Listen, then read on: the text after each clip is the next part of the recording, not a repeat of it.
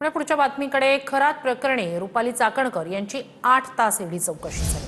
खरातचे आर्थिक संबंध नाही असं रुपाली चाकणकर यांनी म्हटलंय। तसंच प्रतिभा चाकणकर आणि तन्मय चाकणकर यांची समता पतसंस्थेतील खाती बनावट असल्याचंही रुपाली चाकणकर यांनी म्हटलंय।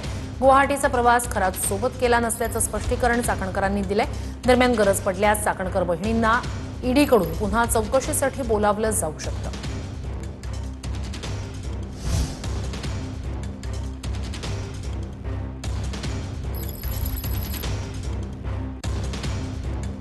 रुपाली चाकणकर यांची 8 तास ईडी चौकशी करण्यात आली। ईडीनं प्रतिभा चाकणकर यांचा मुलगा तन्मय चाकणकरचाही जबाब नोंदवला। रुपाली चाकणकर यांच्या पतीच्या संदर्भातील 2 ते 3 कंपन्यांबाबत कागदपत्र ईडीनं जमा केली। प्रतिभा चाकणकरांकडे काही कागदपत्रांची मागणी ईडीनं केली होती। ईडीच्या मागणीनुसार प्रतिभा चाकणकर यांनी ईडी कार्यालयात ही कागदपत्र जमा केली। गरज पडल्यास रुपाली चाकणकर, प्रतिभा चाकणकर यांना ईडी पुन्हा चौकशीसाठी बोलावणार आहे।